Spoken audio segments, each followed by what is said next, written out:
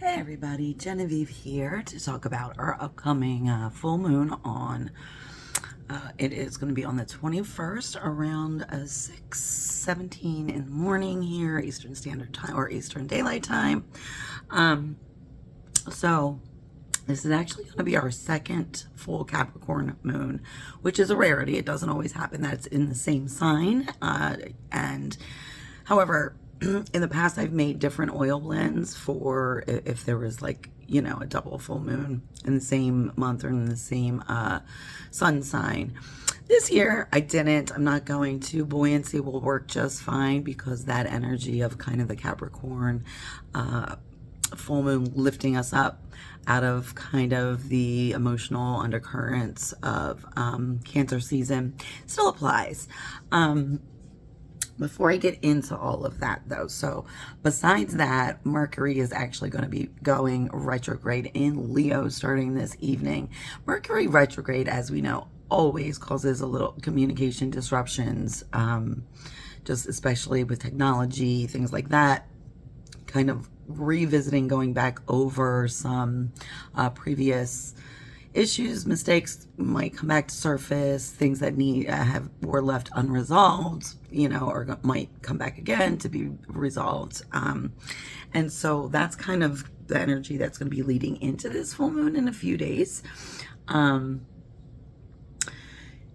I think it's going to be a pretty good full moon energy. And believe it or not, the moon actually has the least impact on this this horoscope, this energy. Mercury is actually playing the majority role. Mercury, Venus, and I'm sorry, Mars and Venus are playing really the primary role in this upcoming full moon energy. So, but again, before we get into that, I'm going to touch on something everybody's been talking about, thinking about since last weekend.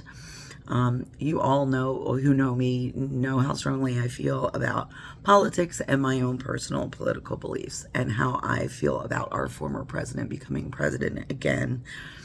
But astrologers, have predicted this, actually, the assassination attempt on Donald Trump. And I myself actually, in looking at his chart many years ago, saw the potential for this type of event to occur.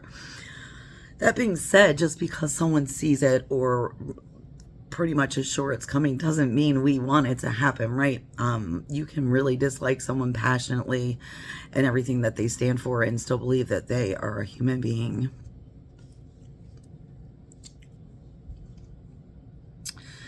who deserves to be treated as such.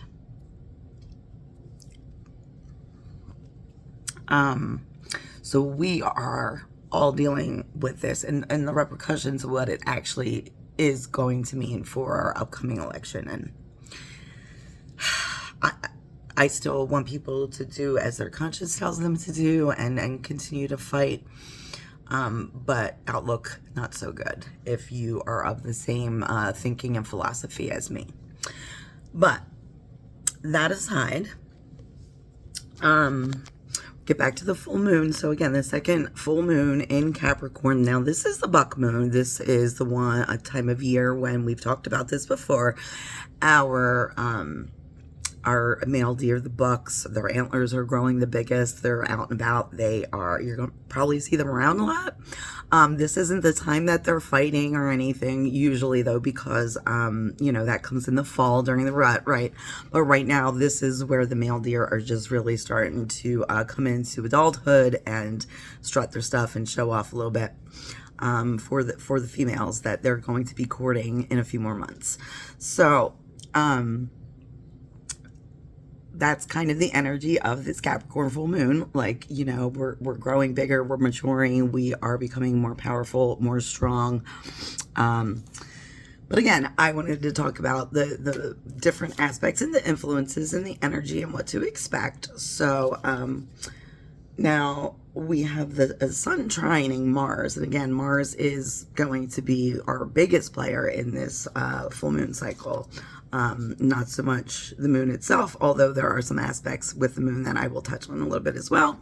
I wrote it all down, and I am actually going to share with you several different charts of several different sources on this post, so that you can kind of see different ways of looking at the zodiac wheel, the astrological wheel, all of the planets and all the different aspects in the chart itself, how the full moon energy will affect each individual sign directly, or how, you know, it will influence you over the course of the few days of the full moon.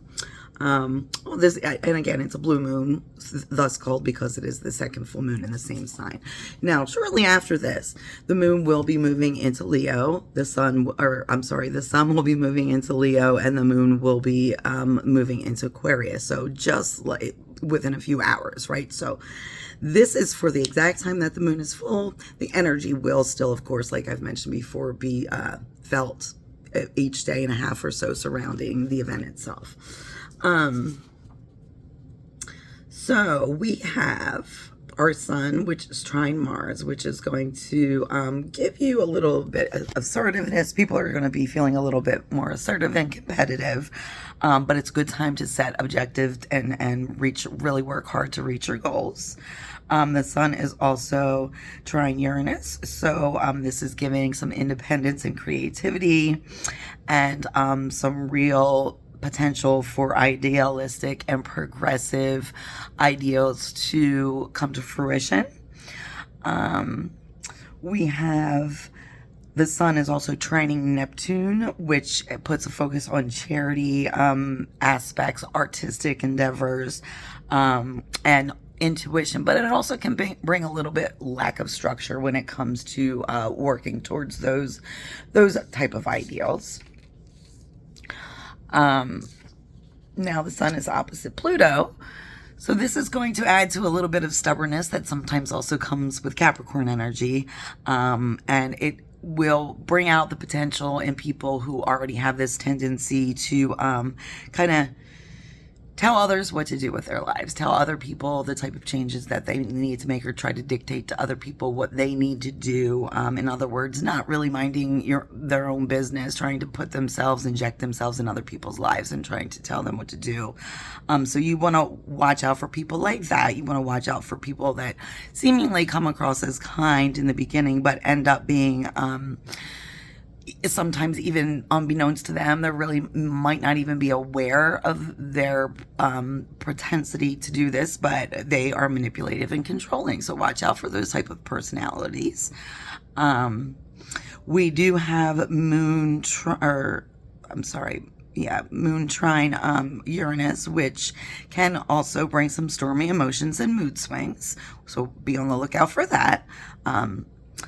We do have some conjunction with the moon and Pluto that is also going to reinforce a little bit of that stubbornness and not willingness to compromise, and kind of highlight the potential for some emotional outbursts. So yes, let's all be on guard for a little bit of that. We all have our moments. I know I've had several, quite a bit recently, and for that I do apologize, but everybody has them. Everybody goes through their own thing, and it's maybe not necessarily for you to understand or fix. If you care about people that are going through a difficult time, just let them know that you care. And sometimes all they need is a hug and a shoulder to cry on, and don't want advice, don't need you to jump in and try to fix anything. Just be there. Mercury square Mars. Again, with the Mars aspect, this is going to lead some people being impatient, and arrogance about a lot of people, but also kind of very charismatic enough to where they're very persuasive. We also have a Mercury squaring Uranus. So it's going to make some people who have extreme and unrealistic views become a little bit more vocal about those, a little bit more rebellious and erratic. So watch out for a tendency in that, and a lot of, all of us, including yourself, right? We do have a sextile with Venus and Jupiter that is going to kind of help balance this energy out. So this is going to give people, it's going to put a dose of genuine kindness and hospitality and generosity. It's going to bring the ability to be a little bit more adaptable to trends and change. It's also going to possibly help settle or come to a positive conclusion on some legal disputes. All right, we have Mars trine Neptune, again with Mars. So this is going to give an air of artistic fantasy almost, but some people or some of the vibe might be a little bit, there's an impractical knowledge part of this to where there's an abundance of cultural knowledge, trivial facts, but otherwise not really having any other useful function except for just, just knowledge for knowledge's sake. But we do have Mars, again with Mars, with a trine of Pluto, which is going to reinforce the hard work of the Capricorn moon, and help you achieve goals, but also, again, bring apart a little bit of that stubbornness, a little bit reinforcement of that stubbornness. Uranus is trine Pluto. Did I hit on this already? I don't think I did. No. Yeah, Uranus is trine Pluto, which is actually going to be an harmonious influence on this scope as well, so that we have harmonious change and improvement. So this again is going to kind of balance out some of more of that stubbornness and instability of emotions as we're rounding out Cancer season. So definitely helps for change and improvement and progress in those directions. And there's also a sextile with Pluto and Uranus that is really going to be helpful towards achieving peacemaking goals and reinforcing, transforming, lasting, positive changes and actions. Okay, so again, that is kind of the influence of this moon. I know the energy has been very heavy and dramatic and somewhat traumatic and uncertain, and I'd like to think that this is going to be a start of a positive change away from all of that for most of us. And again, you can get my oil blends, stone and sage, or from me directly. The next vendor event at Missbillion River Brewing will be on Sunday the 21st. They are from 12 to 5. They are outdoors, so come prepared. The last one I was outside in the heat, and I was drinking water all day, but it was extremely hot, and I was probably suffering a lot of dehydration and maybe a little bit of heat exhaustion. So that can always throw people off of their game. So just be careful, take care of yourselves during, thankfully the temperature is starting to drop a little bit. But other than that, till next time, guys, blessed be, namaste, peace, and take care of yourselves. Bye.